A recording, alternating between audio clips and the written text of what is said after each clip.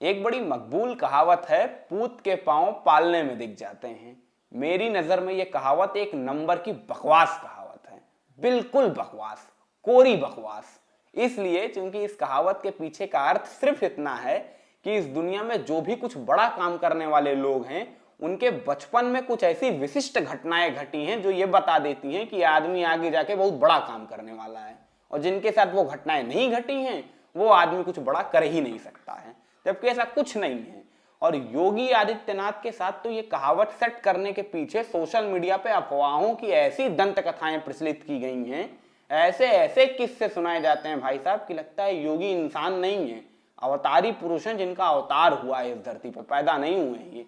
ऐसे ऐसे किस्से सुनाए जाते हैं कि रैली में अवैधनाथ बैठे थे, पीछे एक लड़का बैठा था, अचानक अवैधनाथ को कुछ हुआ और उन्होंने उस लड़के को बुलाया, बोले तुम गोरखनाथ पीठ के उत्तराधिकारी हो। या एक उफनती नदी में 4 बच्चे बहते जा रहे थे, नदी में गर्दन तक पानी था और फिर योगी आदित्यनाथ अचानक तैरते हुए चले गए और उफनती नदी से बच्चों को बचा लाए।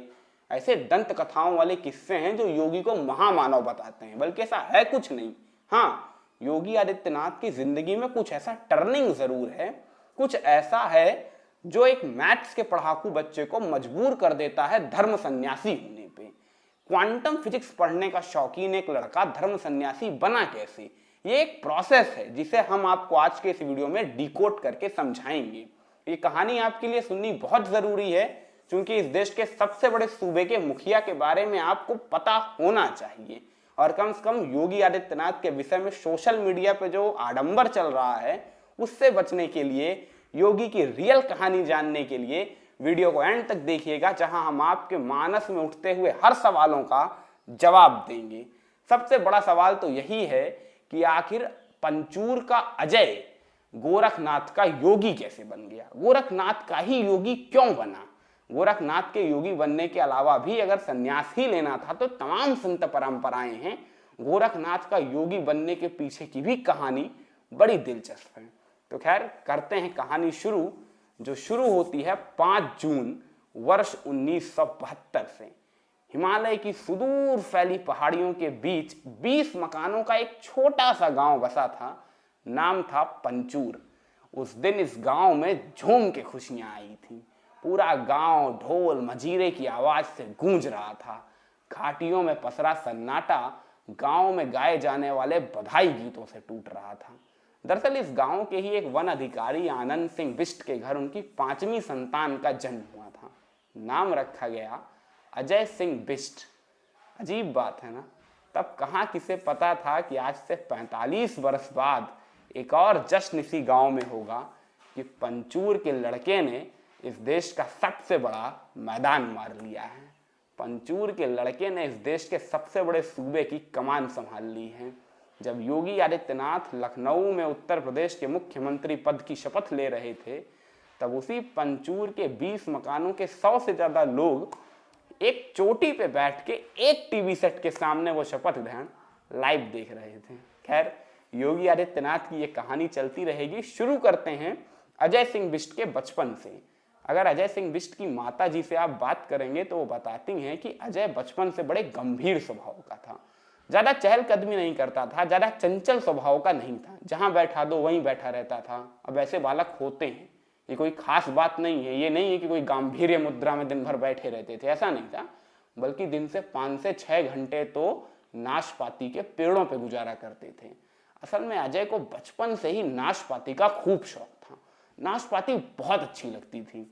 कौशल्या दीदी बार बार नाशपाती के पेड़ से घसीट घसीट के घर लाती थी और अंग्रेजी पढ़ाती थी। लेकिन अजय का मन अंग्रेजी पढ़ने में नहीं लगता था। उसे तो कभी नींबू, कभी लीची, कभी चीकू के पेड़ अपनी तरफ बुलाते रहते थे। लेकिन कौशल्या दीदी की उंगली पकड़ के प्राथमिक विद्यालय जाने के लिए अजय ने कभी मना नहीं किया। बगल के ही प्राथमिक विद्यालय से उसकी शिक्षा शुरू हुई और 8वीं तक की पढ़ाई वहीं से हुई। फिर 9th और 10th की पढ़ाई टिहरी के जनता इंटर कॉलेज से हुई, क्योंकि इनके पिताजी की पोस्टिंग उस समय टिहरी थी। अब 11th और 12th की पढ़ाई के लिए किसी बड़े इंटर कॉलेज की दरकार थी। पहाड़ के बच्चों के लिए ऋषिकेश शिक्षा का एक बड़ा मरकज है, बड़ा केंद्र है, क्योंकि ऋषिकेश में बड़े बड़े इंटर कॉलेज हैं, डिग्री कॉलेजेस हैं जो पहाड़ पर उपलब्ध नहीं है। इसलिए पहाड़ के बच्चे खास तौर से ऋषिकेश को अपनी उच्च शिक्षा का केंद्र बनाते हैं। तो पहाड़ के ही रहने वाले थे हमारे अजय भैया और उनके बड़े भाई मानवेंद्र जी, जो अजय से 3 साल उम्र में बड़े थे। तो दोनों लोग ऋषिकेश आते हैं अपनी उच्च शिक्षा के लिए। अजय को क्लास 11th में दाखिला लेना था और मानवेंद्र को बीए में। अजय ने ऋषिकेश के सबसे प्रसिद्ध कॉलेज श्री भरत मंदिर इंटर कॉलेज में दाखिला लिया था। भरत मंदिर इंटर कॉलेज का अपना इतिहास है जिसे मैं बताना जरूर चाहूंगा, क्योंकि यही वो जमीन है जहां पहली बार 13-14 साल के किशोर अजय के मानस पे गोरखनाथ की शिक्षाओं के छींटे पड़े थे। असल में तो गोरखनाथ की शिक्षाओं, गोरखनाथ के पदों और अलख निरंजन के जयकारों से बचपन का नाता था अजय का। दादी नानी की कहानियों की तरह किस्सा गोई के अंदाज में गोरखनाथ के किस्से अजय सुना करते थे पूरे गांव में। और अलख निरंजन के जयकारे वो तो रोज नाशपाती के पेड़ों के नीचे बैठ के सुना करते थे। अब आप सोच रहे होंगे ऐसा क्यों होता था, माने हमारे गांव में तो कोई गोरखनाथ की शिक्षा की कहानियां सुनाता नहीं है, हमारी दादी नानियों ने तो कभी गोरखनाथ की कहानी सुनाई नहीं, फिर इनकी दादी नानी ने क्यों सुना दी? कारण है, बहुत बड़ा कारण है, सुनिए। असल में जिस पंचूर गांव के रहने वाले थे अजय, इन्हीं के बगल का गांव था कांडी, और कांडी गांव के ही रहने वाले थे तत्कालीन गोरखनाथ पीठाधीश्वर महंत अवैधनाथ, जो आगे जाके अजय सिंह बिष्ट यानी योगी आदित्यनाथ के गुरु होने वाले थे। तो निश्चित रूप से गोरखनाथ पीठाधीश्वर महंत अवैधनाथ का गांव बगल में होने के नाते गोरखनाथ योगियों का आना जाना पंचूर के सामने से होता रहता था। तो वो खंजड़ी बजाते हुए, अलख निरंजन का कीर्तन करते हुए जाते थे। योगी बचपन से ही वो सुनते आए थे और अवैधनाथ का बड़ा प्रभाव होने के नाते गोरखनाथ के चमत्कारों की कथा, मतेंद्रनाथ के चमत्कारों की कथा, नाथ योगियों के चमत्कारों की कथा योगी ने बचपन में गांव में सुनी थी। तो कहीं ना कहीं बचपन से गोरखनाथ से जुड़ाव होता आ रहा था। ये मैंने कहा था ना, आपको बताऊंगा वो प्रोसेस जिसके तहत पंचूर का अजय गोरखनाथ का योगी बना। ये कोई चमत्कार नहीं था, छोटे छोटे बदलावों का एक सुसंगठित परिणाम था। और भरत मंदिर इंटर कॉलेज ये वही इंटर कॉलेज है जहां से भविष्य के अजय सिंह बिष्ट के गुरु यानी तत्कालीन गोरखनाथ पीठाधीश्वर महंत अवैधनाथ ने भी शिक्षा ग्रहण की थी। तो अवैधनाथ के शिक्षा ग्रहण करने के कारण स्वाभाविक तौर से भरत मंदिर इंटर कॉलेज में गोरखनाथ के पदों की प्रार्थना, गोरखनाथ के पदों को समझाना, सुनाना, ऐसी क्रियाकलापों के द्वारा गोरखनाथ की शिक्षाओं का प्रचार और प्रसार किया जाता था। तो 11th और 12th इन 2 सालों में गोरखनाथ के पदों से भली भांति अजय सिंह बिष्ट परिचित हो चुके थे। अजय सिंह बिष्ट का जोर पढ़ाई पर हमेशा होता था, खास तौर से फिजिक्स, केमिस्ट्री, मैथ्स में मैथमेटिक्स अजय का फेवरेट सब्जेक्ट है। आज भी जब योगी आदित्यनाथ का इंटरव्यू लिया जाता है तो योगी हंसते हुए कहते हैं, अगर मैथमेटिक्स मेरा फेवरेट सब्जेक्ट होता ना तो मैं राजनीति कर कैसे पाता, क्योंकि चुनावी राजनीति में तो सारा खेल ही जोड़ घटाव, गुणा भाग, इस जाति का इतना परसेंट, इस जाति का इतना परसेंट, इतने परसेंट वोट, तो सारा गेम गणित का है। और अगर गणित ना आती तो मैं राजनीति कैसे करता। खैर, काफी हद तक बात सही भी है। अजय के पिताजी आनंद सिंह बिष्ट एक इंटरव्यू में बताते हैं कि अजय जब ऋषिकेश में पढ़ता था तो कॉलेज से निकलने के बाद लाइब्रेरी चला जाता था, माने कॉलेज से पढ़ाई के बाद भी लाइब्रेरी में जाके पढ़ाई ही करता था। हाँ, इनके भाई मानवेंद्र जी जरूर कॉलेज से निकलने के बाद घूमने फिरने चले जाते थे, लेकिन अजय का मन हमेशा पढ़ाई में लगा रहता था। अब इंटर कॉलेज की पढ़ाई पूरी हो चुकी थी। ग्रेजुएशन के लिए योगी ने डॉक्टर बर्थवाल राजकीय महाविद्यालय का रुख किया। अब यहाँ मैं आपको डॉक्टर बर्थवाल राजकीय महाविद्यालय का इतिहास भी जरूर बताऊंगा। ऐसा इसलिए ताकि आप उन छोटी छोटी टूटी हुई कड़ियों को जोड़ के पूरा प्रोसेस समझें कि आखिर पंचूर का अजय गोरखनाथ का योगी बना कैसे। नहीं तो यही तो चमत्कारिक कथानक लगता है कि भाई पंचूर का अजय गोरखनाथ का योगी ही क्यों बन गया। तो कोई चमत्कार नहीं था, एक प्रोसेस था। डॉक्टर बर्थवाल राजकीय महाविद्यालय का नाम जिन डॉक्टर बर्थवाल के नाम पर रखा गया है वो डॉक्टर बर्थवाल गोरखनाथ पे रिसर्च करने वाले इस देश के सबसे बड़े व्यक्ति हैं। उनसे ज्यादा फैक्चुअली, उनसे ज्यादा तथ्यपरक रिसर्च संत गोरखनाथ पे आज के पहले किसी ने नहीं की थी। तो स्वाभाविक तौर से डॉक्टर बर्थवाल के प्रभाव के कारण महाविद्यालय परिसर में गोरखनाथ की शिक्षाओं का प्रचार प्रसार था। और यही वो जगह बनी जहां 14-15 साल के किशोर अजय के मानस पटल पे जो गोरखनाथ की शिक्षाओं के छींटे भरत मंदिर इंटर कॉलेज में पड़े थे, उनके रंग और गहरे हुए और चटक हुए। और यही वो जमीन है जहां गोरखनाथ की शिक्षाओं से लदे फदे योगी आदित्यनाथ का परिचय राजनीति से होता है। अब योगी कोई सन्यासी तो है नहीं, सिर्फ सन्यासी के साथ साथ राजनीति भी तो करते हैं। और राजनीति का ककहरा योगी ने इसी बड़थवाल राजकीय महाविद्यालय के परिसर में सीखा था। यही वो कॉलेज था जहां अलग अलग विचारधारा वाले छात्र संगठनों से पहली बार संवाद किया था अजय ने। एक दिलचस्प वाकया योगी सुनाते हैं कि उनके जीजा यानी उनकी बहन के पति कॉमरेड थे, यानी वामपंथी छात्र संगठन एसएफआई के सदस्य थे। एसएफआई माने आपको बता दूं कन्हैया कुमार वाला छात्र संगठन। तो योगी जी हमारे धुर दक्षिणपंथी, बचपन से ही दक्षिणपंथी विचारधारा से जुड़े हुए थे। जीजा जी निकल गए वामपंथी विचारधारा वाले। अब जीजा जी फोर्स बनाने लगे अजय से कि ऐसा करो तुम भी एसएफआई में आ जाओ। अब जीजा जी फोर्स बना रहे थे तो घर वाले भी बनाने लगे, माँ बाबू जी भी बनाने लगे। लेकिन माँ बाबू जी, घर परिवार, सबका दबाव छोड़ के आदित्यनाथ ने अपने दिल की सुनी और योगी आदित्यनाथ ने अखिल भारतीय विद्यार्थी परिषद का परचम पहली बार महाविद्यालय परिसर में थामा। धीरे धीरे योगी लोगों की नजर में आने लगे। नजर में कैसे आने लगे? अलग विचारों के कारण। अखिल भारतीय विद्यार्थी परिषद की एक दिन मीटिंग हो रही थी और मीटिंग में अजय उठ के खड़े हुए और बोले कि अखिल भारतीय विद्यार्थी परिषद का कार्यक्षेत्र सिर्फ महाविद्यालय नहीं है, ये समाज के सांस्कृतिक उत्थान में लगा एक संगठन है। तो महाविद्यालय के आसपास घाटियों में जो छोटे छोटे गांव बसे हैं, उन गांवों में जाके स्वदेशी जागरण मंच जैसे कार्यक्रम या सांस्कृतिक उत्थान के अलग अलग कार्यक्रम विद्यार्थी परिषद कर सकता है, जिससे विद्यार्थी परिषद का कैडर भी बढ़ेगा। ये नया विचार लगा लोगों को, लोगों ने इसे जी भर के स्वीकारा और यहीं से योगी आदित्यनाथ की छात्र राजनीति की पारी चल पड़ी। एक दिलचस्प किस्सा आता है। एक दिन अजय सिंह बिष्ट यानी योगी आदित्यनाथ जी स्वदेशी जागरण मंच की तैयारी के लिए दिन रात मेहनत कर रहे थे। तो विद्यार्थी परिषद के दफ्तर में ही देर रात हो गई। खाना पीना सब हो गया, आपस में विद्यार्थी लोगों ने मिलकर कर लिया और फिर तय हुआ कि चलो अब कमरे पे चला जाए। अजय ने थोड़ी दूर पे कमरा लिया था, महाविद्यालय से 1-2 किलोमीटर पे।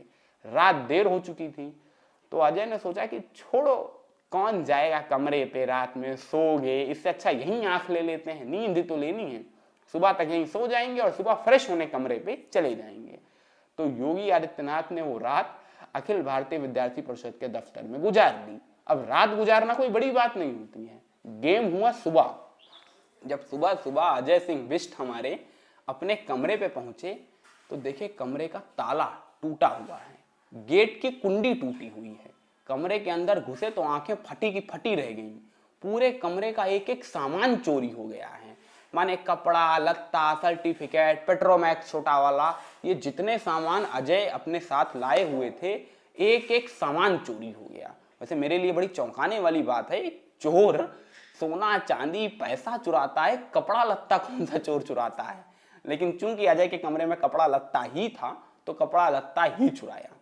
अब योगी आदित्यनाथ के सामने चुनौती अलग आ गई थी। कहने को तो बहुत सस्ती चोरी थी, लेकिन आदित्यनाथ के पास पहनने के लिए केवल एक ही कपड़े थे।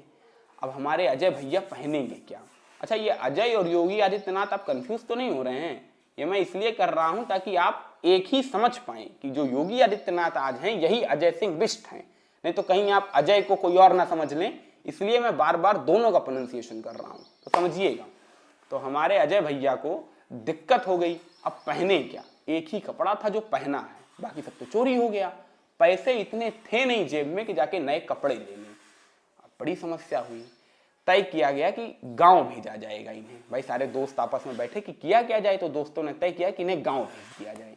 लेकिन योगी आदित्यनाथ अड़ गए, ना गांव में जाऊंगा नहीं, क्योंकि अगर गांव इस हाल में गया तो पहली बात तो डांट पड़ेगी।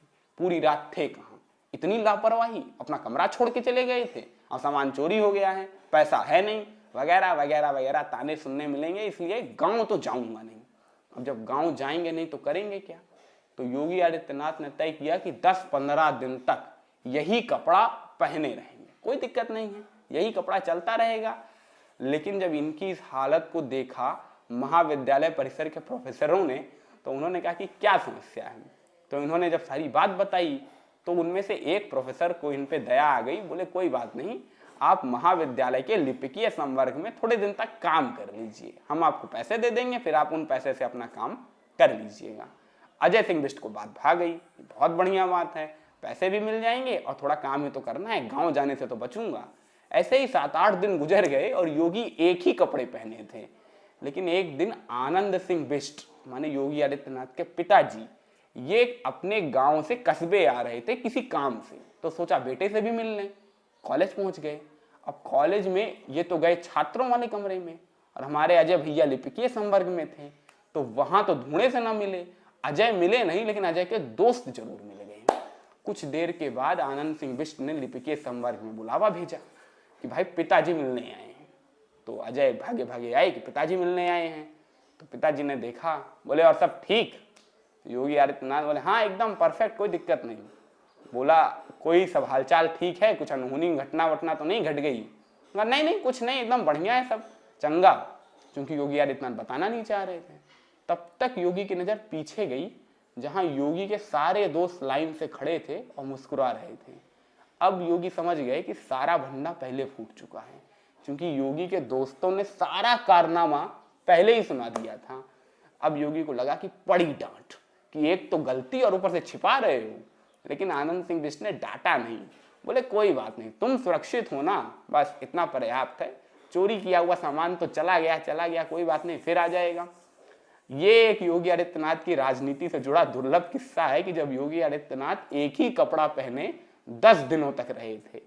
एक और दुर्लभ संयोग आता है, योगी आदित्यनाथ ऐसे ही राजनीतिक उपक्रम के सिलसिले में अपने साथी छात्रों के साथ पड़ोस के गांव गए हुए थे। गांव से निकलते निकलते देर हो गई।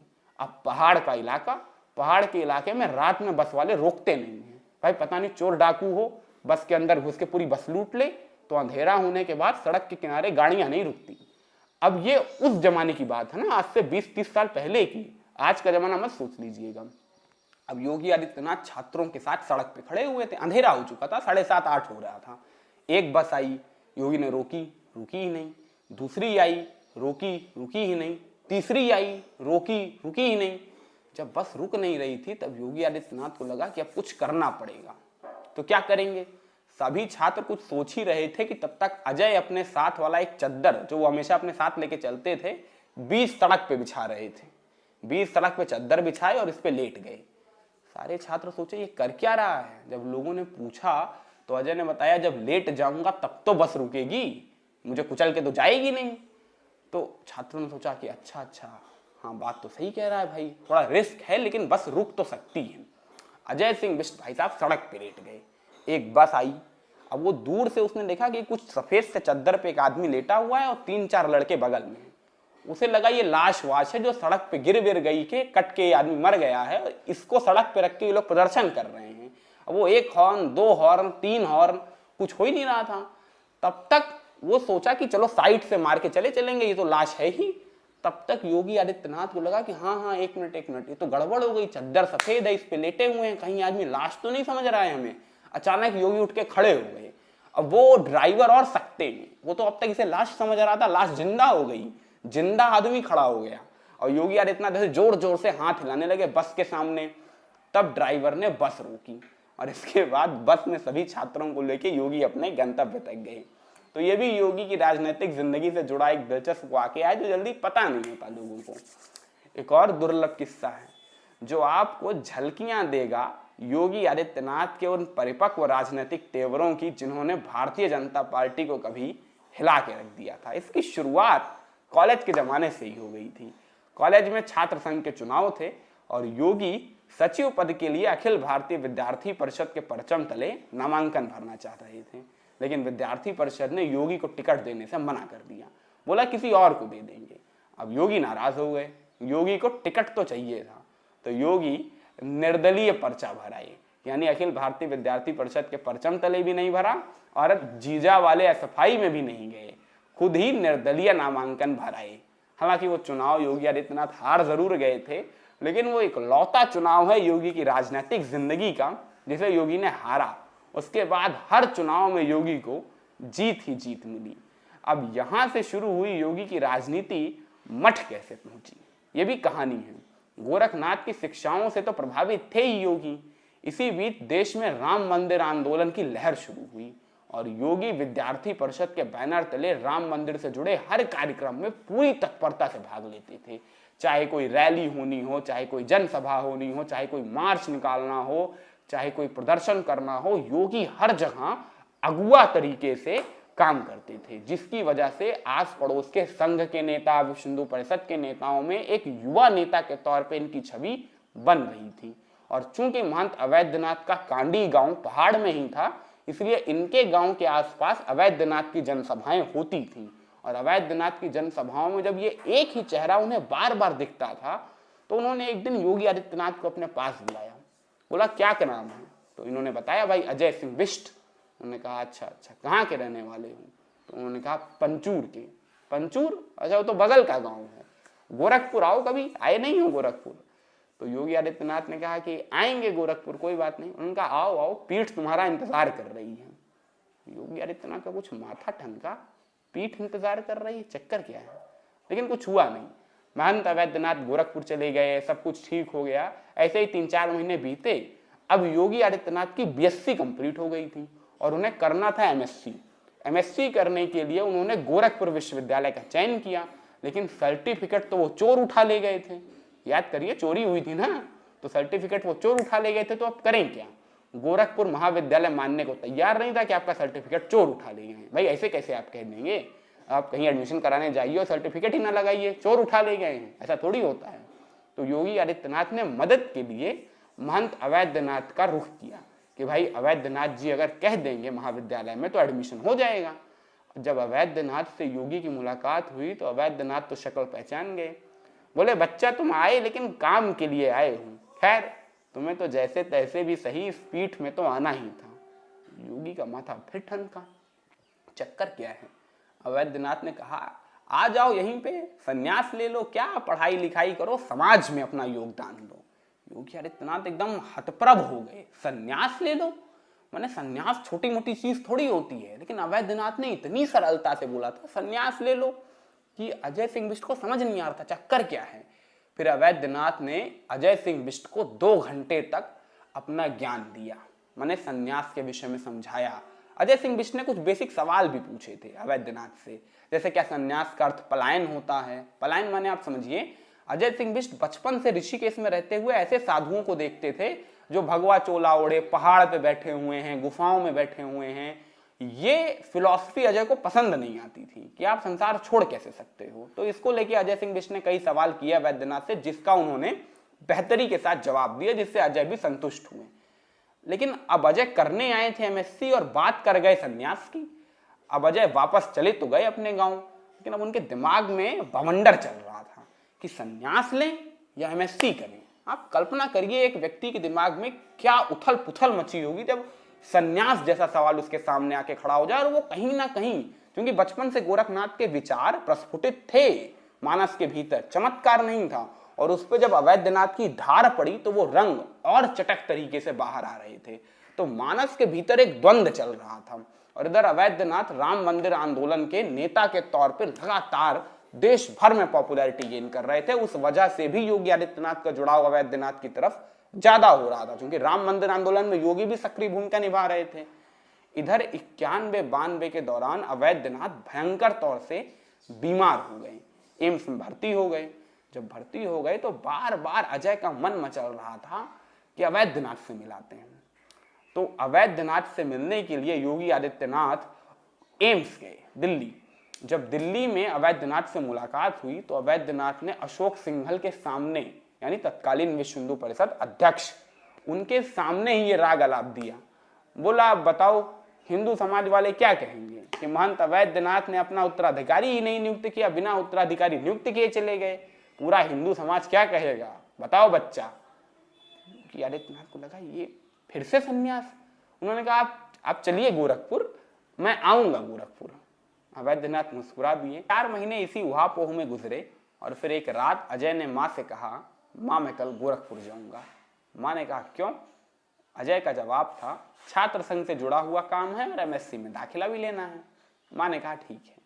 इसके बाद अजय जो पंचूर से निकले तो कभी पंचूर लौटे ही नहीं।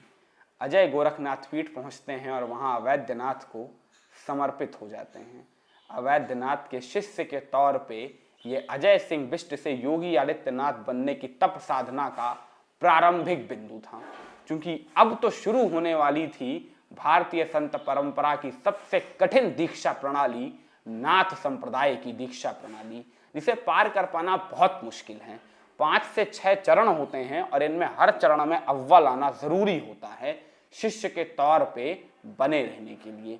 बड़े बड़े लोग गोरखनाथ पीठ के उत्तराधिकारी बनने के लिए अवैधनाथ से संपर्क कर रहे थे। बतौर विजय त्रिवेदी की किताब यदा यदा ही योगी, छत्तीसगढ़ के एक बड़े नेता ने अपने बेटे को भी भेजा था महंत अवैधनाथ के पास कि वो अवैधनाथ की इसी दीक्षा प्रणाली में पारंगत होके गोरखनाथ पीठ के उत्तराधिकारी पद पे चयनित हो सके। लेकिन जब योगी आदित्यनाथ और उसके बीच में कंपटीशन हुआ तो उसमें योगी बाजी मार गए।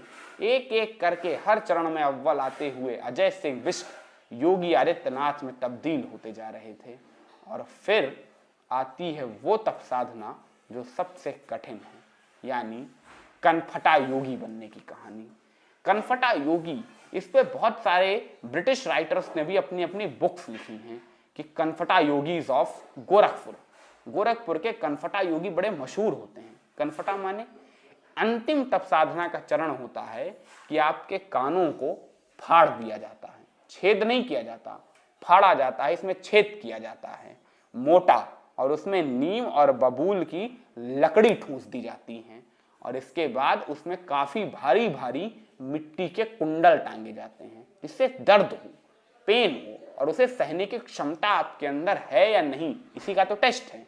और इसके बाद कुंडल पहनने के बाद 21 दिनों तक आपको एक अंधेरे कमरे में रख दिया जाता है, जहां खाने पीने की कोई सामग्री नहीं होती है, बिल्कुल अंधेरा, कोई कॉपी किताब नहीं रखी है, कोई स्मार्टफोन नहीं है कि आप टाइम पास कर लोगे, कोई टीवी नहीं रखा है, कोई व्यक्ति नहीं है आपके पास, कोई काम नहीं है आपके पास, आपको सिर्फ खाली अंधेरे कमरे में 21 दिनों तक रहना है। अगर आप वो डिप्रेशन, वो मानसिक तनाव, वो मानसिक दबाव सह सकते हैं, तभी योगी आदित्यनाथ बनने की कला आपके अंदर आ पाएगी, तभी आप योगी आदित्यनाथ बन सकते हैं। अन्यथा गोरखनाथ पीठ की संत परंपरा आपका स्वागत नहीं कर सकती है।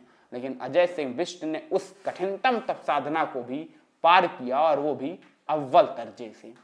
इसके बाद 6 महीना 1 साल का समय गुजर चुका था। अखबारों में खबर छपने लगी कि छोटे बाबा का आगमन हो चुका है। जब ये खबर पंचूर वालों ने पढ़ी कि छोटे बाबा का आगमन हो चुका है, तो पहली बात तो खुश हो गए कि चलो गोरखनाथ पीठ का उत्तराधिकारी तय हो चुका है। लेकिन दुखी भी थे कि अपना अजय गोरखपुर गया तो लौटा ही नहीं, ना जाने कहां चला गया। तभी किसी ने बताया कि ये जो अखबार में छोटे बाबा का जिक्र हो रहा है ये अजय ही है। तब तक ढूंढ ढूंढ के हैरान हो चुका था पूरा परिवार, लेकिन मिला नहीं था अजय। तो ये हुआ कि अजय कहीं खो गया, कहीं चला गया, हार गया था। एक कम आमदनी वाला परिवार था, पहाड़ पे बसे छोटे से गांव का परिवार था, संसाधन सीमित थे, तो बहुत आगे तक की खोजबीन कर नहीं पाया था। उसी में हार मान गया था कि लगता है हमारा अजय कहीं खो गया। लेकिन जब ये पता चला कि अजय गोरखनाथ पीठ में है और वही छोटे बाबा हैं, तो आनंद सिंह बिष्ट अगले दिन ही गोरखनाथ पीठ पहुंच जाते हैं। पीठ के अंदर घुसते हैं तो कलेजा कपा देने वाला दृश्य था, मानो बिजली गिर पड़ी सीने पे। सामने देखा तो उनका अपना बेटा अजय, जो अब तक अजय सिंह बिष्ट के तौर पे उनके साथ रह रहा था, वो अब माथे के बाल मुड़ाए, कानों में कुंडल पहने, भगवा वस्त्र धारण किए हुए गोरखनाथ पीठ का कामकाज देख रहा था। आंसुओं की धार बह निकली आनंद सिंह बिष्ट के पास। जल्दी से पहुंचे और इसके बाद शुरू होता है वो भावनात्मक संवाद जिसका मैं वर्णन कर ही नहीं सकता हूं। आनंद सिंह बिष्ट बार बार संन्यास छोड़ के घर बार चलने की जिद कर रहे थे, लेकिन अजय का कलेजा कठोर हो चुका था, दिल पत्थर का हो चुका था कि अब तो बस संन्यास ही जीवन का ध्येय है। आनंद सिंह बिष्ट मनाते रह गए, लेकिन अजय लौटे नहीं। आनंद ने इसके बाद गांव का रुख किया। गांव पहुंचे तो मां ने पूछा, अजय मिला? किस मुंह से बताएं आनंद सिंह बिष्ट कि अजय कैसा है, किस हाल में है। बस कह दिया ठीक है और आएगा नहीं, क्योंकि संत बनेगा, ऐसी हरकत होगी, माने ऐसी हरकत, माफ कीजिएगा, ऐसा हाल होगा, कानों में कुंडल होंगे, भगवा वस्त्र होगा, तो माँ को कैसा लगेगा। ये सोच के आनंद सिंह बिष्ट ने सोचा ज्यादा दुख देने से अच्छा है बस ये बता दो कि वो आएगा नहीं, वो गोरखनाथ पीठ में है। लेकिन क्या पता था कि अगले ही हफ्ते वो होने वाला है जिसकी कल्पना उन्होंने की ही नहीं थी। क्या? जब अजय सिंह बिष्ट पंचूर लौट रहे थे। पंचूर लौट रहे थे क्यों? क्या संन्यास छोड़ दिया था? जी नहीं, संन्यास की भावनात्मक सबसे कठिन साधना में पारंगत होने के लिए पंचूर का रुख किया था अजय सिंह बिष्ट ने। पंचूर आए थे अपने माँ बाबूजी से भिक्षा मांगने, क्योंकि ये गोरखनाथ योगी बनने की सबसे कठिन समस्या है, सबसे कठिन प्रश्न है, सबसे कठिन चुनौती है कि आप अपने ही घर वालों के सामने भिक्षा पात्र लेकर पहुंचिए और उनसे भिक्षा मांगिए। अगर कर पाते हैं, वो भावनात्मक आवेग सह पाते हैं, क्योंकि जाहिर तौर से आपके माता पिता, आपके घर वाले भावना का ज्वार उड़े लेंगे आपके सामने, और उस भयंकर ज्वार के बीच अगर आप अपनी भावनाओं पे नियंत्रण रख पाते हैं तभी गोरखनाथ पीठ आपका स्वागत करती है, अन्यथा नहीं।